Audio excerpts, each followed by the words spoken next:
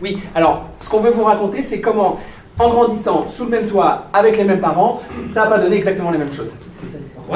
Ouais, c'est ça, ouais. Et ah oui, ce qu'on veut vous dire en premier aussi, c'est que celui qui arrive, d'abord, celui qui naît en premier, c'est lui. Voilà, le premier c'est moi. Avant qu'il arrive, j'ai 3 ans. 2 ans, 3 quarts. Je crois que je suis seul, le roi du monde, et qu'il y a... Les rois du monde vivent au sommet, ils ont la plus belle vue, mais il y a un mais. Et c'est là que lui, il arrive.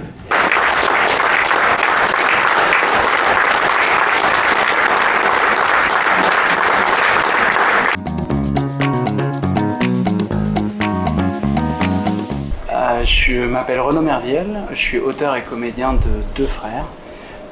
C'est déjà pas mal. Ouais, moi je m'appelle Julien Goetz et je suis comédien avec Renaud au plateau sur 2 frères, je suis le 2e frère. Voilà. Tu veux raconter l'histoire? Vas-y, raconte l'histoire. Moi, débile, c'est sans doute le premier mot que j'entends. C'est peut-être même le premier mot que j'apprends.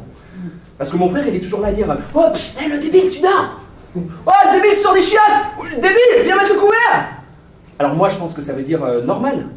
Puisque c'est ce que je suis quand j'arrive au monde. Je suis un garçon normal. Donc c'est la définition que je mets sur ce mot. Débile. Débile égale normal.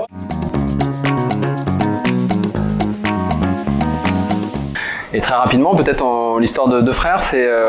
En fait, en grandissant, ils se demandent pourquoi il y en a un qui est maltraité par leur père et pas l'autre. Et donc ils racontent, ils s'interrogent sur ça, ils racontent pendant la pièce leur enfance, pendant laquelle il y avait des moments difficiles forcément, de friction avec le père, mais aussi plein de moments de joie, parce qu'entre frères ils se chicanent, ils trouvent des conneries, ils chantent, ils dansent, voilà. Et la question centrale, c'est quel père ils vont devenir par la suite, alors qu'ils n'ont pas eu du tout la même enfance. On les voit devenir adultes, et est-ce qu'en tant qu'adultes, par leur fraternité, ils vont réussir à déconstruire cette virilité abusive qu'ils ont reçue de leur père, cette violence?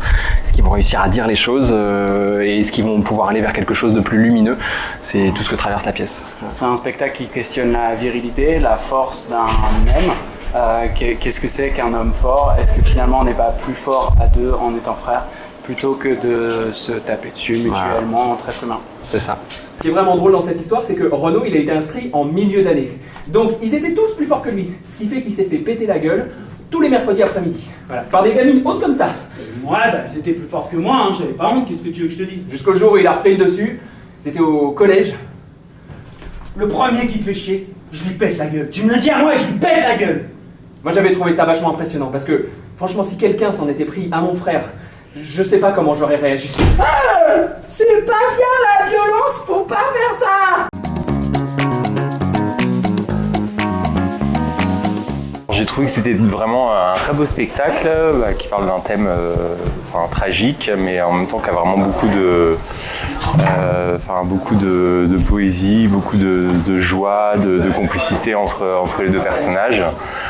J'ai trouvé que la relation entre les 2 frères était vraiment extrêmement touchante, malgré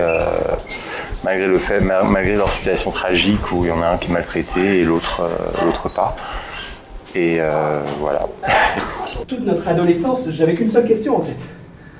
Je me disais toujours, mais pourquoi lui et pas moi? Hein? Pourquoi pas moi?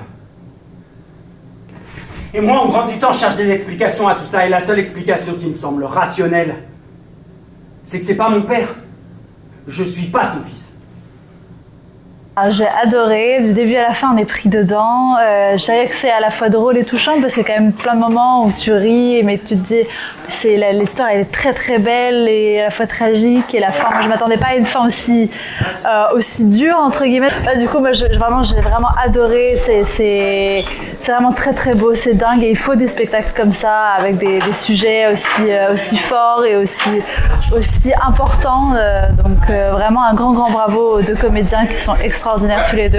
Moi j'étais persuadée à la fin, je me suis dit mais c'est leur histoire, c'est pas possible, enfin c'est l'histoire d'un des 2 du coup, et à la fin quand il le dit j'ai ok, et franchement c'était magnifique. Qu'est-ce qu'elle dit maman? Attends, Et André, oh, André.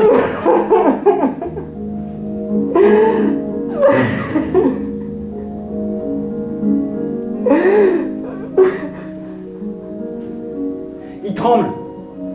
Il a peur, il est terrifié. Et je tremble. Comme André est dans mes bras, je ressens tout ce qu'il ressent. Et je ressens ce que c'est que d'être spectateur et de ne pas être impacté.